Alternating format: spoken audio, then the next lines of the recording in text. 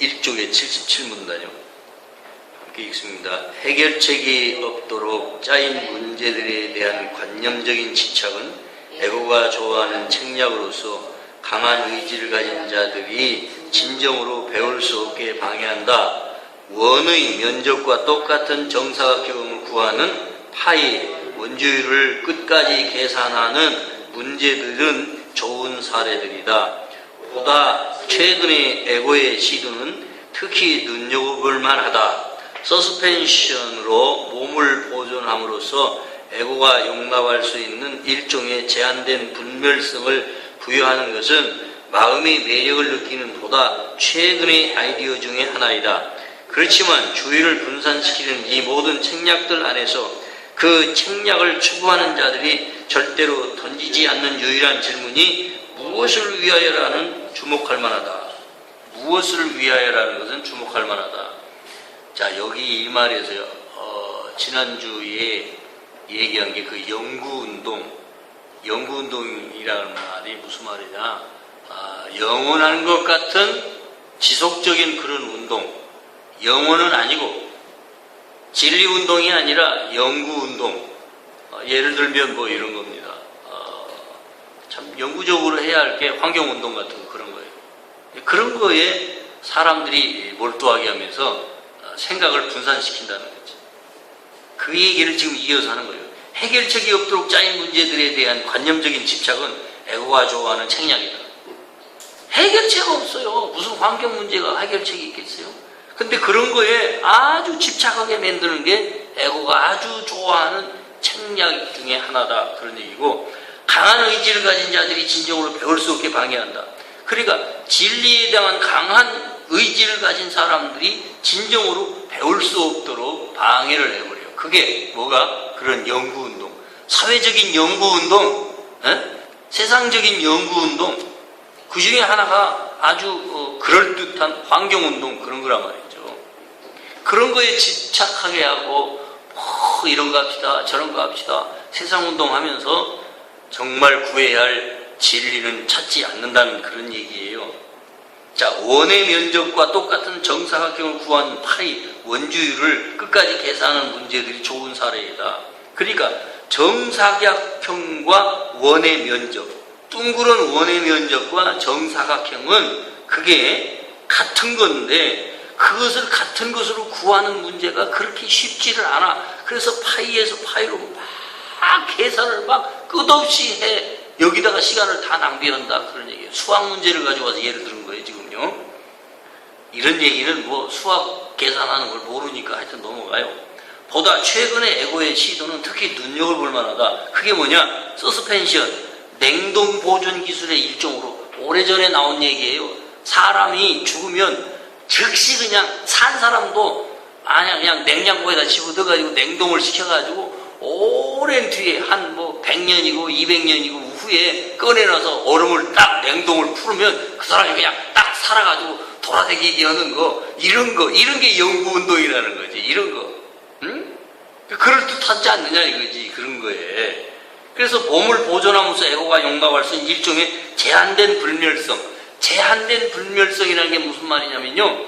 그냥 한 1000년이고 2000년이고 살아도 언젠가는 몸은 가게 돼 있다는 거예요. 몸으로서 뭐 100년, 200년 살고 1000년 산다고 해서 그게 영원히 불멸적이지는 않으나 제한된 불멸성이란 말이 그런 의미라고요. 그런 걸 부여하는 것은 마음이 매력을 느끼는 보다 최근의 아이디어 중에 하나이다. 이게 아마도 이 헬렌 슈큐만이 이 이야기를 예수님하고 단둘이서 이렇게 진행해 갈 때, 그때가 1960년대니까 그 60년대에 이미 인간을 냉동고에 보관을 해가지고 영구적으로 살아남을 수 있게 만들겠다는 그런 기술 개발을 위해서 박차를 가하던 때에 아마 이게 그런 아이디어 중에 하나라고 예수님이 아마 지금 끄집어낸 거예요. 그렇지만 주의를 분산시키는 이 모든 책략들 안에서 그 책략을 추구하는 자들이 절대로 던지지 않는 유일한 질문이 무엇을 위해서?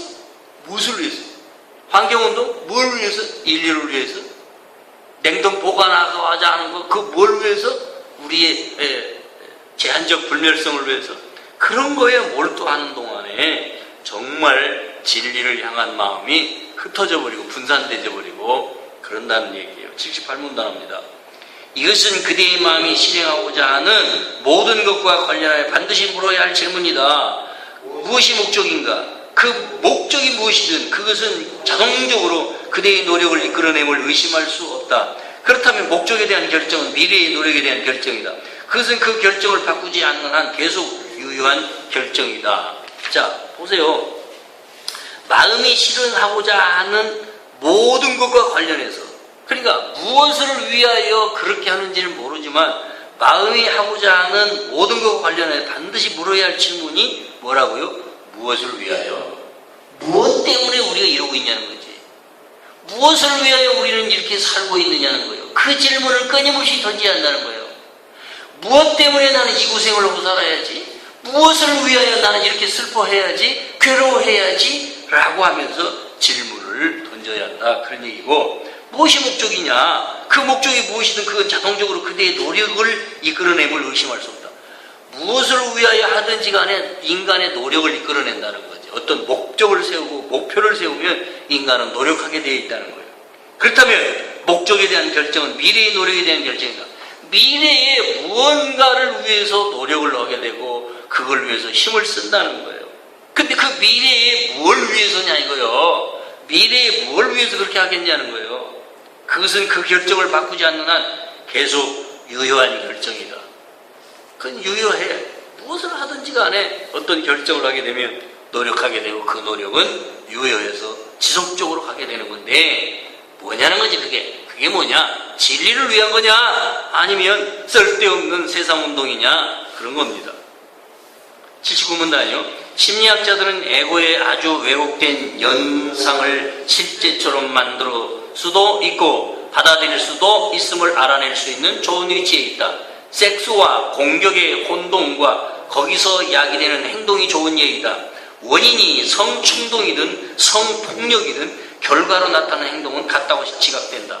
이것은 심리학자들에게는 이해될 수 있는 것이며 따라서 놀랄만한 일이 아니다. 그러나 놀라지 않는 것이 이해한다는 표시는 아니다. 명백히 말도 안 되는 타협을 합리적이라고 받아들이는 것, 그것을 자기 자신이 아니라 환자의 정신질환 탓으로 돌리는 것, 환자와 자신에게 함께 물어야 할 질문을 사소한 것에 제한하는 것 등은 심리학자의 무능함을 보여주는 증상들이다. 자, 심리학자들을 이제 들고 나왔어요. 심리학에서 연상작용을 얘기했어요. 연상작용. 이 연상법칙이라고도 하는데 이 왜곡된 연상법칙, 어소시에이션이라고 그러는데요. 연상이라고 하는 것은 하나를 이렇게 건드리면 그 옆에 있는 어떤 그 기억이 탁 튀어올라서 연속해서 계속 튀어오르는. 그래서 이야기 좋아하는 사람들은 밤새 이야기하게 되는 게 하나를 던지면 또 하나가 생각나고 또 얘기하다 보면 또 하나가 생각이 나고 또 다른 생각이 나고 계속 이렇게 연상작용이 일어나. 예? 연상작용. 이 연상법칙이라고 하는데 실제처럼 만들 수도 있고 그런 연상작용에 의해서 실제처럼 만들 수도 있고 받아들일 수도 있는 것을 아는 게 누구냐? 심리학자들이다. 그런데 여기서 심리학자들이 모르고 있는 게 있다. 그거 뭐냐? 섹스와 공격의 혼동이다. 섹스와 공격의 혼동이란 말은 여기서 성충동과 성폭력의 결과로 나타난다. 섹스는 일종의 몸이 추구하는 충동이에요. 충동. 근데 이 섹스는 성충동이라고 올라온단 말이에요. 성욕이 있어요. 성욕이 있는데 이 성욕이야말로 자연스러운 현상이고 인간은 몸을 갖고 있는 한 이게 에너지가 쌓이고 또한 이 성충동 역시 성욕 또한 에너지이다. 성욕 또한 에너지이다. 에너지인데 이게 호르몬 작용에 의해서 남성 호르몬, 여성 호르몬이 몸에 쌓이면 당연히 솟구치게 돼 있어. 근데 이걸 억압할 수가 없어. 근데 억압하니까 이게 폭력으로 나타난다 이거죠. 억압하고 있는 한 이제 어떻게 주체할 수가 없으니까 이 충동을 이기지 못하면 성폭력의 결과로 나오는 거예요. 그래서 이런 결과로 나타나는 행동은 같다고 지각된다. 같은 거예요. 성충동이든 성폭력이든 결과는 같게 나타난다. 이것은 심리학자들에게 이해될 수 있는 것이며 따라서 놀랄만한 일이 아니다. 놀랄 일도 아니다 그 말이죠. 그러나 놀라지 않는 것이 이해한다는 표시는 아니다. 놀라지 않는다는 것이 이해한다는 표시는 아니다는 거예요. 명백히 말도 안 되는 타협을 합리적이라고 받아들이는 것, 명백히 말도 안 되는 걸 합리적이라고 받아들이는 거, 그것을 자기 자신이 아니라 환자의 정신질환 탓으로 돌리는 거, 이게 뭐냐? 자, 보세요. 환자와 자신에게 함께 물어야 할 질문이라는 거예요, 이게. 그러니까 무슨 얘기냐? 저 세상 중에서 일어나고 있는 그런 성폭력 사건들, 수를 헤아릴 수 없이 성추행이 이게 막 그냥 세상에 굉장히 나오는데, 어느 인간 한 사람에게 어떤 그런 성충동을 느끼지 않는 존재가 있느냐 이 말이에요. 근데 그것을 환자의 탓으로, 정신질환, 정신없는 인간의 탓으로만 돌린다. 이것이 지금 심리학자들이 보고 있는 것이고 우리 인간들이 보고 있는 부분이다. 그런 얘기예요. 그러니까 이게 정신질환자의 문제만이겠느냐 이겁니다. 그런 얘기요. 환자와 자신에게 함께 물어야 할 질문이다 이 말이죠.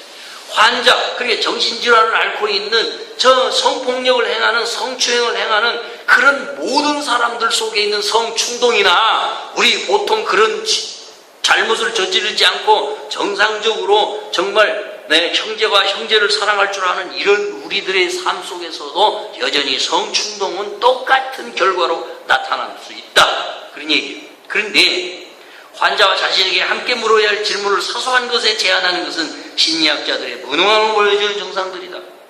심리학자들이 제대로 이 문제 파악을 하지 못하고 있는 무능함에 있다 이거지. 그러니까 학자인 양 하지 말라 이거지. 꼭 나한테 하는 소리인 것 같아. 80쪽입니다. 시작. 이렇듯 비교적 가벼운 에고의 혼동은 왜곡된 연상을 반영하긴 하지만 그렇게 심각한 것은 아니다. 그대의 에고는 그대의 마음이 마땅히 물어야 할 중요한 질문들을 가로막고 있다.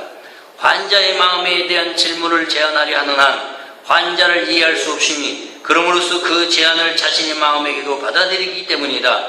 이는 환자는 물론 그대 자신도 치유할 수 없게 만든다. 기적심을 생각할 수 없는 어떤 상황에도 결코 적응하려 하지 마라. 그 상태만으로도 지각이 잘못되었음을 보여주기에 충분하다. 무슨 소린고 하니? 이렇듯 비교적, 보세요. 이렇듯 비교적 이 말은 앞서서 성충동과 성폭력에 관한 심리학자들의 이 오류, 말하자면 심리학자들의 그 무능함, 그런 문제 하나도 밝혀내지 못하면서 무슨 심리학자라고 하느냐? 요 말이 여기 들었거든요. 79문단에. 그 말이 그런 말을 들었는데, 심리학적으로 어쩌고저쩌고 말만 아주 그럴듯하게 해놓고 문제는 하나도 해결하지 못하는 게 세상의 학자들이란 존재들이다 라고 지금 책망한 거거든요 이게. 근데 책망을 책망으로 들리지 않도록 이렇게 우회적으로 언제나, 예수님 말씀은 언제나 우회적으로 말씀하십니다. 직설법을 쓰지를 않으셔요. 그런데 가만히 생각해보면 대단히 예수님이 책망을 하시고 계신 얘기야. 요게 직접적으로 이렇게 들어보면 나 자신에게 적용을 내면, 아이고 예수님이 너 심리학적으로 뭐 안다고 까불지 마라, 그런 소리로 나는 들린다 이거지. 자, 이렇듯 비교적 가벼운 에고의 혼동은 비교적 가벼운 에고의 혼동이랍니다. 또 그러니까 성폭력이니 이런 거 말이에요. 이런 추행이니 이런 거 사회적으로는 엄청나게 크게 다루어지고 있지만 이게 그야말로 에고의 비교적 가벼운 왜곡의 연상작용, 그런 걸 반영하고 있다. 그러긴 하지만 그렇게 심각한 건 아니다. 그대의 에고는 그대의 마음이 마땅히 물어야 할 중요한 질문들을 가로막고 있다. 그러니까 정말 에고가 물어야 할 정말 중요한 질문이 뭔지를 모르고 맨날 성폭력이니 성추행이니 이런 거 가지고 그냥 지지고 볶고하면서 이 부분적인 거 가지고 아무것도 아닌 거 가지고 인간들은 씨름하고 있다. 그런 얘기예요. 그런 얘기야. 그래서 그대의 마음이 마땅히 물어야 할 중요한 질문을 가로막고 있다. 우리가 마땅히 물어야 할 질문이 뭡니까? 어찌하여, 무엇을 위하여 우리는 이 세상을 이렇게 살아가고 있나? 라고 질문해야 된다는 거죠. 요 질문, 무엇을 위하여? 요 질문을 계속해라. 환자의 마음에 대한 질문을 제안하려는 한 환자를 이해할 수 없으니 환자는 어찌하여, 나는 왜 이런 성충동에 사로잡혀서 폭력적인 행동을 해야만 하는 것일까? 라고 환자는 스스로가 자기 자신에 대한 그 어지러운 혼돈의 질문을 던질 수 있어야 하건만, 그런 말이에요. 그럼으로써 그 제한을 자신의 마음에도 받아들이기 때문이다. 우리 모두가 그러한 제한적 마음을 스스로에게도 받아들이고 그냥 그걸 끝내버려.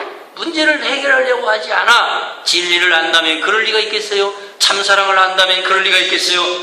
내가 하나님의 참사랑으로 사로잡혀서 산다면 어찌하여 사람들에게 폭력적 행동을 나타낼 수 있겠느냐는 거예요. 이는 환자는 물론 그대 자신도 치유할 수 없게 만든다. 그러니까 지역적인 문제에 끄달리고 지역적인 문제에 휘둘리고 지역적인 문제 가지고 씨름하고 있는 한 진짜 치유할 수 없게 만들어버린다. 그런 내용이에요. 기적심을 생각할 수 없는 어떤 상황에도 결코 적응하려 하지 마라. 아버지가 진심으로 주시는 이 기적 수업을 통해서 일어나는 기적을 일으키고자 하는 이 마음의 상황과 맞지 않는 것은 결코 거기다 적응하려고 하지 말아라. 그런 것 끌고 오지 말아라 그 말입니다. 그런 생각 가지고 시간 보내지 마라 그런 말이에요. 그 상태만으로도 지각이 잘못되었음을 보여주기에 충분하다. 자, 변함없는 상태에 81문단에서 93문단 하겠습니다. 81문단 함께 읽어갑니다. 시작. 지각을 바로잡는 것이 단지 일시적인 방편에 불과함은 아무리 자주 강조해도 지나치지 않다. 왜냐하면 그런 지각은 참말을 가로막는 장애인 반면에 정확한 지각은 참말을 향한 디딤돌이기 때문이다. 바른 지각의 가치는 지각이 불필요하다는 판단을 가져올 수밖에 없음에 들어있다. 이것은 모든 장애를 제거한다. 이 세상에 살고 있는 듯이 보이는 한 어떻게 이것이 가능한가라고 물을지 모른다. 이것은 합리적인 질문이므로 합리적인 답을 갖는다. 그러나 정말로 그 질문을 이해할 수 있도록 주의해야 한다. 이 세상에 살고 있는 그대는 도대체 무엇인가? 이 세상에 살고 있다라고 믿고 있는 그대는 도대체 무엇인가? 너는 뭐냐 이 말이에요. 넌 도대체 뭐냐? 이렇게 물으시는 거예요. 자, 앞에 여전히 80문단에서 이어지고 있는 얘기를 가지고 오셔요. 또 지각을 바로잡는다는 것이 단지 일시적인 방편에 불과하면 아무리 자주 강조해도 지나치지 않는다. 앞에 문제에서 뭘 다뤘습니까? 네? 엉뚱한 거, 아주 지역적인 문제 가지고 씨름하는 것은 이거 역시 지각의 오류인데, 지각이 바로잡히고 나면 이런 얘기는 다 불필요하게 다 없어져 버릴 것이다. 그러니까 부분적인 문제 가지고 사회가 계속 시끄러워요.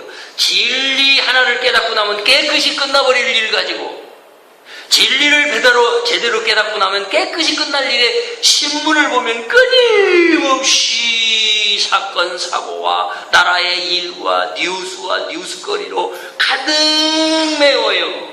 아주 뉴스거리를 만들어서 제공을 해요. 기자들은 발바닥에 닳도록 땀이 나도록, 개발바닥에 땀이 나도록 돌아다니면서 기사거리를 몰고 와서 신문에 연재를 하고 해서 사람들의 눈길을 끌어요. 그런 지역적인 문제에 시간을 다 보내도록. 내가 그렇게 살았으니까 나도. 그래서 40년을 신문을 끌어안고 살았다 그 말이에요. 그런데 그걸 이제는 외면을 하기 시작했어요.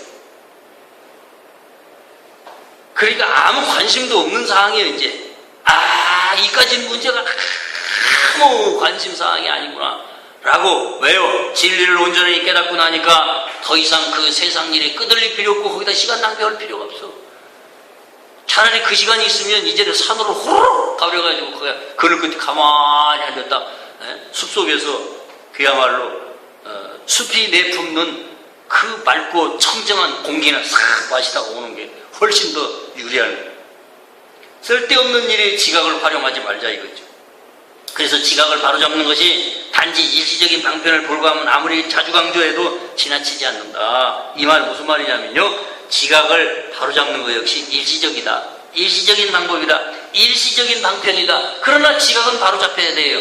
그럼에도 불구하고 이 지각이 바로잡힌 바른마음 상태인데, 지각이 바로잡히면 그게 바로 바른마음 상태인데, 이것도 이 바른 지각의 가치는 지각이 불필요하다는 판단을 가져올 수밖에 없음에 들어있다. 무슨 말이냐면 지각이 바로잡히게 되는데 이 바른 마음 상태로 가서 지각이 바로 잡히면 바른 지각이 되는데 이것도 일시적일 뿐이다.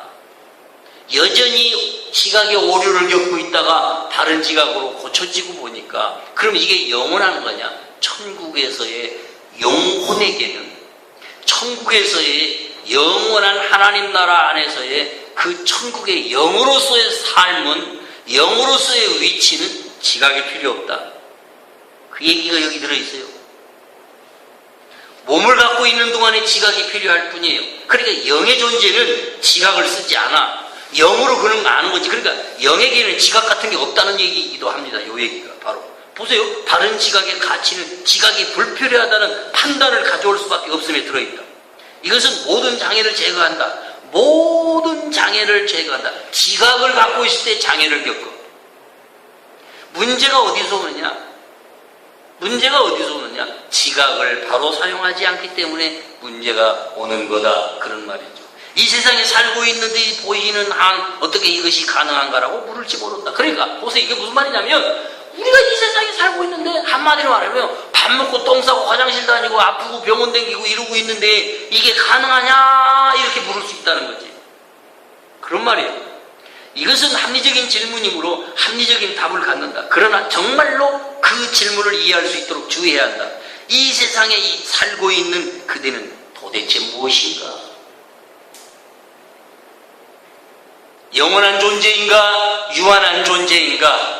죽음을 향해 달려가는 존재인가? 아니면 진리를 향하여 오늘도 진리를 구하는 자인가? 그걸 질문하시는 거예요. 82문단 함께 읽습니다. 시작. 불멸성은 변함없는 상태이다. 그것은 과거에도 늘 그랬었고 앞으로도 늘 그러할 것이며 지금도 마찬가지로 진리이니 전혀 변화가 없음을 의미하기 때문이다. 그것은 연속도 아니고 그 반대와 비교함으로써 이해될 수 있는 것도 아니다. 참 알면 결코 비교할 수 없다. 바로 이 점이 마음이 이해할 수 있는 다른 모든 것과 참 알의 근본적인 차이이다. 약간의 참 알은 오로지 에고에게만 위험하다. 에고는 어렴풋이 위협을 느끼지만 이 맥락에서 전부와 약간은 같기 때문에 약간의 참 알은 의미 없는 문구라는 것을 알 수 없는 에고는 전부는 불가능하므로 거기에 두려움은 없다고 결정한다. 그렇지만 약간은 결핍의 개념이기에 이것을 에고는 잘 이해한다. 따라서 약간을 진정한 위협으로 지각한다. 잘 보십시다. 좀 헷갈리는 듯한 얘기이기도 하지만 자 보십시다. 불멸성은 변함없는 상태다. 우리가 영혼이 불멸의 존재예요. 우리 영혼은 불멸의 존재입니다. 죽지 않는 존재라고요. 영혼이 왜 죽어요? 몸이 죽는다고 죽는 걸 두려워하잖아. 우리가 모든 사람은 죽음의 공포를 갖고 있어요. 두려움이 뭐냐? 죽음에 대한 두려움이에요. 그러면 죽음은 이 인간이 죽음이라고 하는 것은 왜 생겨났느냐? 죄책감 때문이에요. 죄책감 때문에 죽음이 온 거예요. 죄책감에서부터 죽음이 들어왔다니까. 그러니까 이 불멸성은 변함없는 상태인데 그건 과거에도 늘 그랬었고 앞으로도 늘 그러할 것이고 그건 영원히 불멸할 것이다. 불멸성이다. 이건 우리 인간의 존재는 영원한 불멸의 존재다. 현재와 과거와 미래 다 마찬가지다. 지금도 마찬가지로 진리다. 이건 진리이다. 영원히 진리이다. 그 말이죠. 전혀 변화가 없음을 의미하기 때문이다. 전혀 변화가 없어요. 에고는 맨날 변덕이 죽을 듯하지 영혼은 변덕이 죽을 듯하는 게 하나도 없어요. 그냥 그대로 영혼은 하나님 아버지 성부와 함께 있어요. 그것은 연속도 아니고 그 반대와 비교함으로써 이해될 수 있는 것도 아니다. 영원한 것은 뭐하고 비교할 수도 없어. 왜? 영혼은 비교의 대상이 아니야. 영원한 하나님의 나라는 그 어떤 이 지상에 있는 그 어떤 것하고도 비교할 수 없는 그런 거라 그 말이에요. 참 알면 결코 비교할 수 없다. 어떻게 이 영원한 지식을 영원한 참 알에 대한 이 지식을 뭐하고 비교할 수 있느냐 그런 말이에요. 바로 이 점이 마음이 이해할 수 있는 다른 모든 것과 참 알의 근본적인 차이다. 마음이 이해할 수 있는 다른 모든 것과 참알의 근본적 차이가 비교가 안 된다는 거. 약간의 참암은 오로지 에고에게만 위험하다. 약간의 참암, 이게 무슨 말일까? 약간의 참암이라고 번역을 했는데 이게 좀 애매한 번역이긴 해요. 그러나 참으로 조금 안다고 생각하는 것, 조금 안다고 생각하는 것만 갖고도 에고는 위협을 느낀다는 거죠. 쬐끄만한 어떤 눈토록만한 지식을, 지혜를, 아니 하나님 나라의 진리를 좀 깨우치고 나도 나는 이게 뭐지? 이러면서 에고는 위험을 느낀다는 거죠. 에고는 어렴풋이 위협을 느끼지만 이 맥락에서 전부와 약간은 같기 때문에 전부든 약간이든 보세요. 약간을 알면, 조금을 알면 그게 전부를 알게 된다는 거지. 응? 그러니까 전부와 약간은 같은 거다.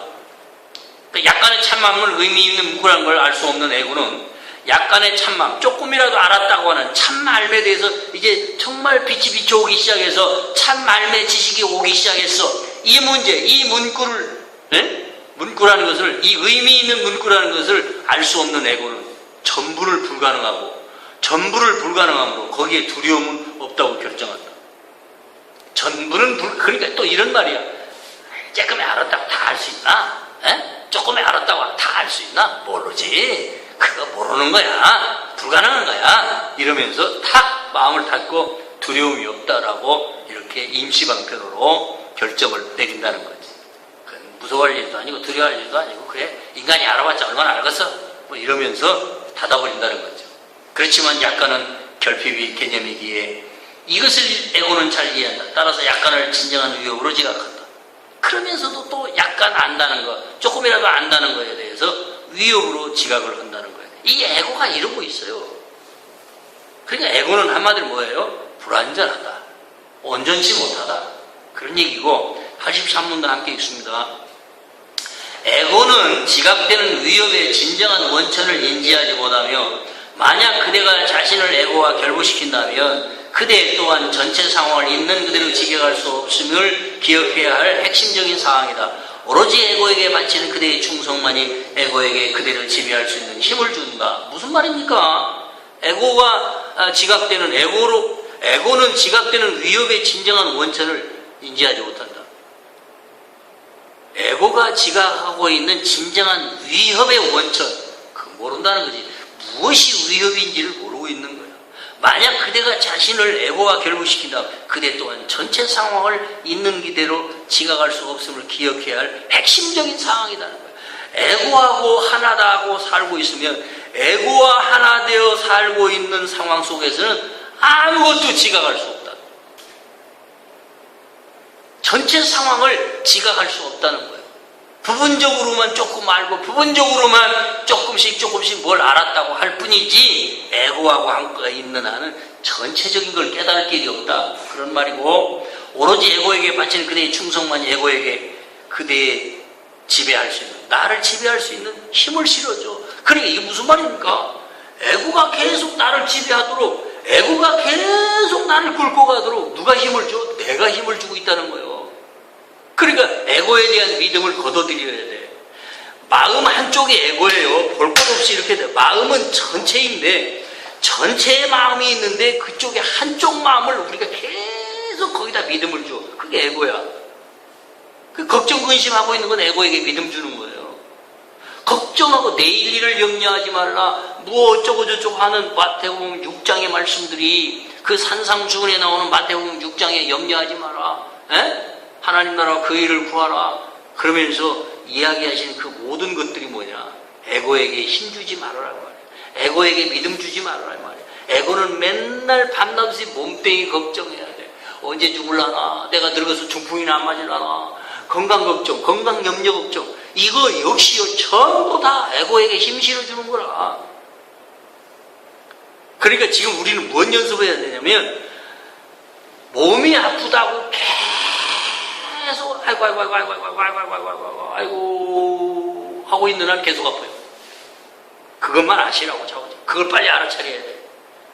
그거 빨리 알아차리자고. 그래서 막 뭘 먹어야 되고 이걸 더 먹어야 되고 막 몸이 정상적인 위치로 가면 참마음과 몸이 정상적인 관계를 유지하면 참마음에 의해서 몸이 필요한 걸 그때 다 알게 해줍니다. 이걸 아셔야 돼요. 그러니까 제가 요즘 그걸 알게 되는 거예요. 그걸 알게 됐어요. 아, 몸이 알아서 하는구나. 아니, 마음이 알아서 몸에게 알려주는구나. 그러니까 밥 먹는 것도 저절로 내가 하루 종일 밥을 집에 있으면 별로 먹지를 않는 거예요. 그러니까 화장실 가서 앉아도 나올 게 없네. 먹은 게 없으니까. 근데 배고파갖고 난리 치지를 않아요. 이게 무슨 일이냐는 거지. 그런데 또 먹어야 할 때는 앉아가지고 그냥 무진장 또 먹어버리더라고. 어제 아침에도 난 복날인지도 몰라서 나중에서 신문인가 텔레비 잠깐 이렇게 뭐 스마트폰 봤나? 스마트폰 봤나 봐. 복날이야. 사모님이 삼계탕 반계탕인지 한계탕인지 줬는데 안 먹었어요. 아침에 먹여야지. 그러고 점심때가 되어서 몽땅 다 먹어버려서 또 아침에는 그냥 살짝만 먹고 지나가다가. 그러니까 그것도 몸이 알아서 하더라고요. 근데 전에는 안 그랬어요. 있으면 난 눈앞에 있으면 그냥 다 먹어버려요. 생으로라도 먹다 보면 또 먹히니까. 근데 요즘은 그렇게 마음이 시키는 대로 몸도 자연스럽게 움직여지더라는 걸 느끼게 됐어요. 그러니까 뭐라고요? 염려하지 말아라. 마음이 바른 마음 상태에 오고 진리와 함께 가기 시작하면 몸 관리는 자동적으로 일어나더라 이거지. 그런데 거꾸로 가요. 모든 사람들이 몸에게 자꾸 믿음을 주어 몸에게. 그래서 몸이 막 어쩌고 저쩌고 몸을 막 그렇게 신경을 많이 쓰는 거예요. 그 시간에 뭐에 신경 써라? 진리에 신경 써라.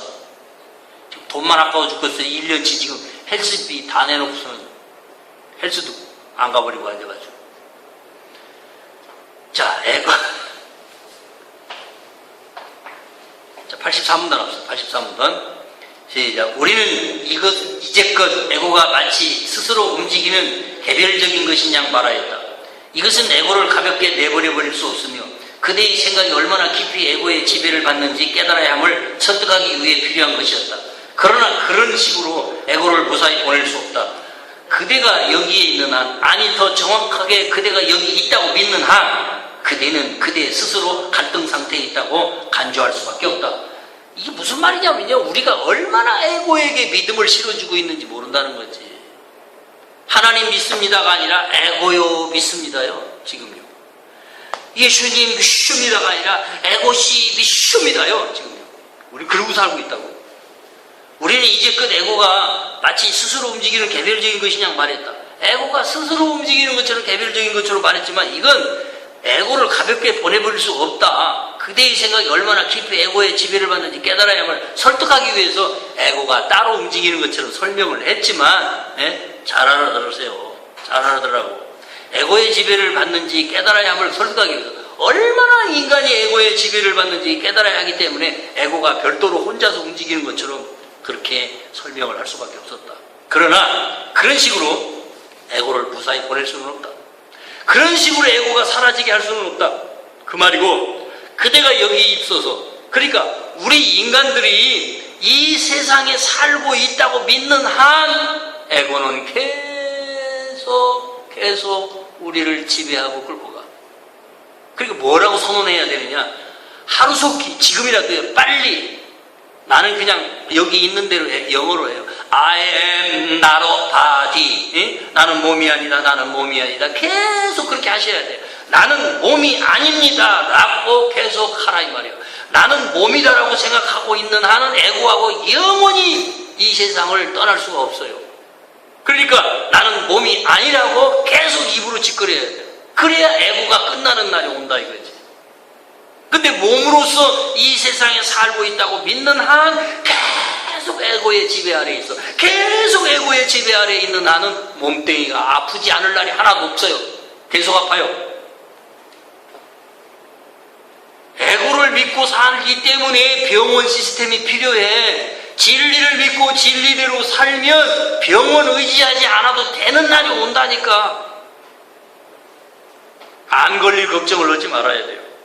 나도 어디다 암보험 하나 들어놓은 사람이 아니니까.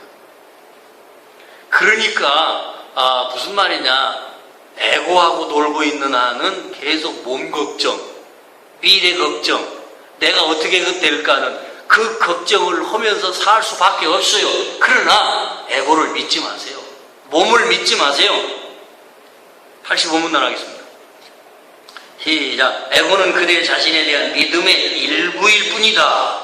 그대의 다른 삶은 중단 없이 지속되고 있으며 해리하려는 그대의 노력에 전혀 영향을 받지 않았고 앞으로도 항상 그러할 것이다. 억압과 해리의 비율은 개인의 에고 환상에 따라 다르지만 해리는 항상 있어 왔으며 그렇지 않다면 그대는 그대가 여기 있다고 믿지 않을 것이다. 그대가 만든 환상으로부터의 탈출을 배우면서 서로에게 얼마나 큰 빚을 지고 있는지 결코 잊어서는 안 된다. 이야말로 그대가 내게 진 빚과 똑같다. 서로에게 자기중심적으로 반응할 때마다 은혜를 입고 있음에 대한 감사와 그것이 만들어낼 거룩한 지각을 내던져버리는 것이다. 대단한 얘기가 여기 들으세요. 대단한 얘기가 여기 들었다고요. 잘 들어보세요. 에고가 뭐냐? 내가 내 자신이 그 믿음을 주고 있는 거에 일부다. 에고가 뭐냐? 내가 믿음을 주고 있어서 에고가 있어. 에고는 그대 자신에 대한 믿음의 일부분이라. 스스로를 믿지 마세요. 진리를 믿으세요. 스스로를 믿지 마세요. 성령을 믿으세요. 스스로를 믿지 마세요. 예수님께 의탁하세요. 스스로를 믿지 말고 성령께 맡기세요. 그대의 다른 삶은 중단 없이 지속되고 있습니다. 이게 무슨 말일까요? 영으로서의 삶은 중단 없이 영원히 불변한 채로 계속되고 있다.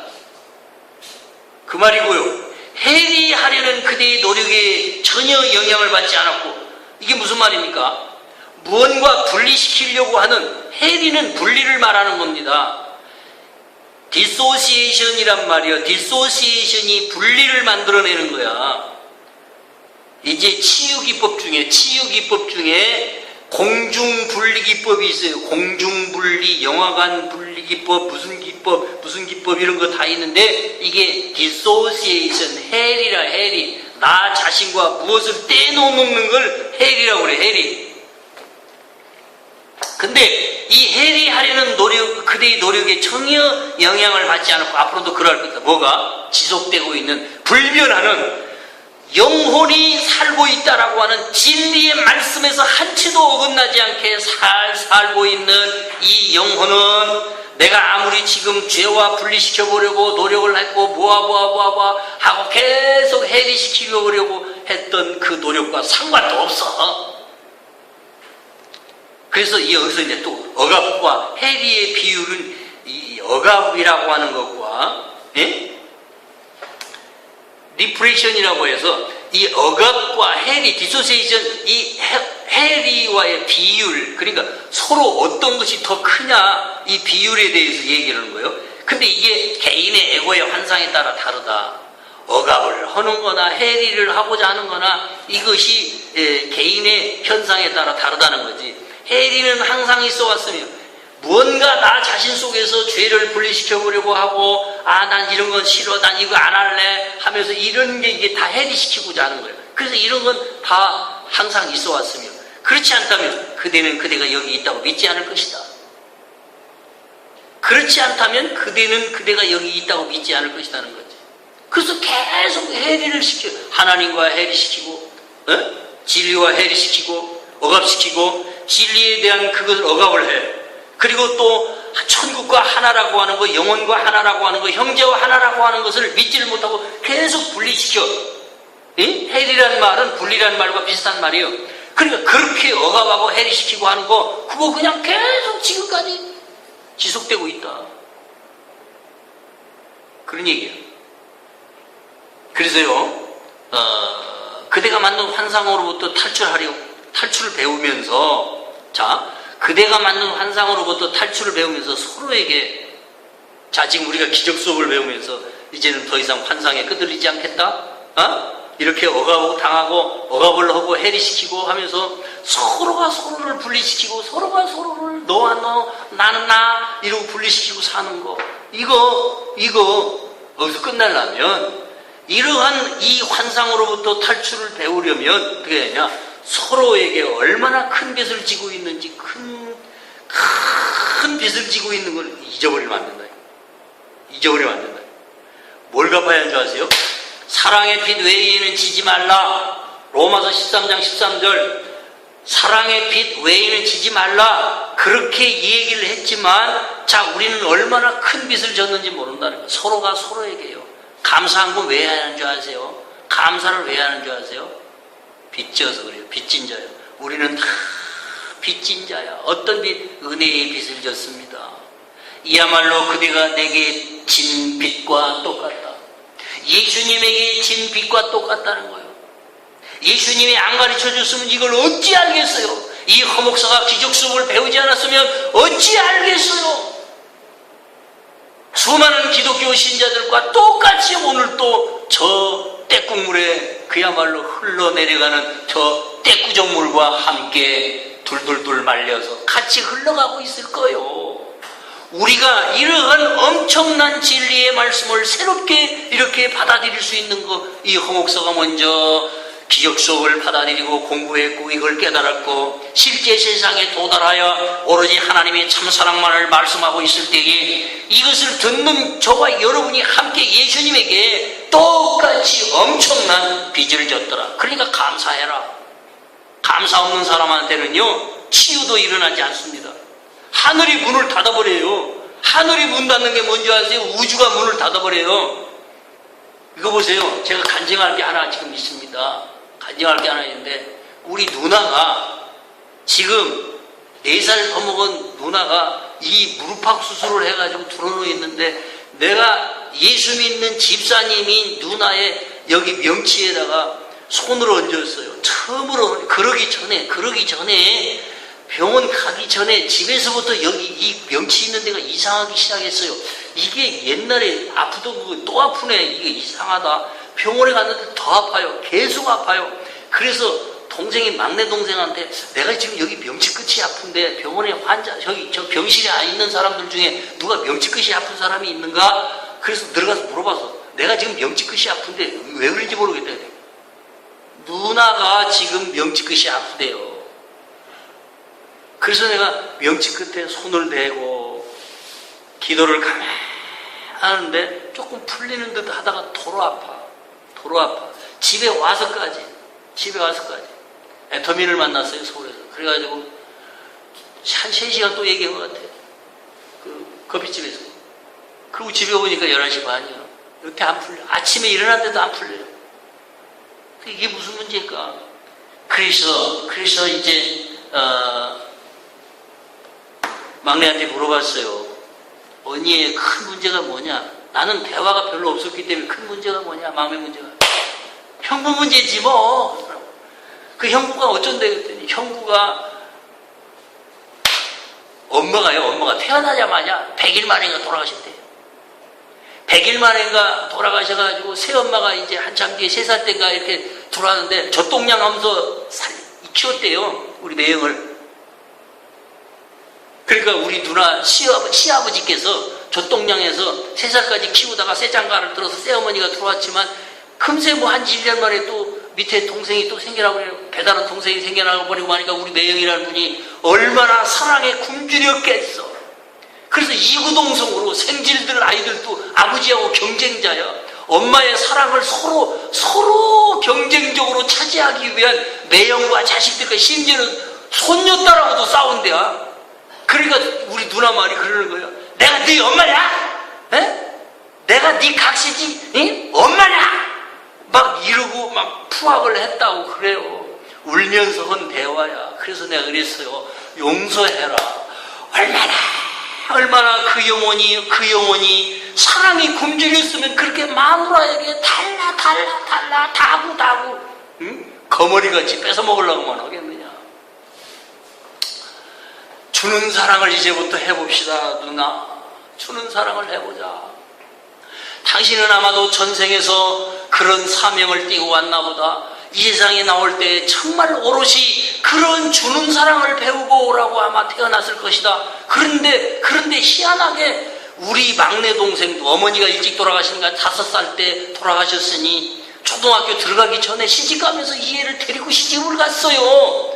그래서 정말 누나가 이 막내 여동생 지금 51살인가 50살 난 이 막내 여동생을 키웠다고. 그러니까 우리 매형도 기가 막힌 사람이지. 자기가 어렸을 때 엄마가 일찍 돌아가셔서 엄마 조국지 한 번도 제대로 물어보지 못하고 자라난 자기를 생각했는지 어쨌는지 세상에 처제를 데리고 가서 키웠다고.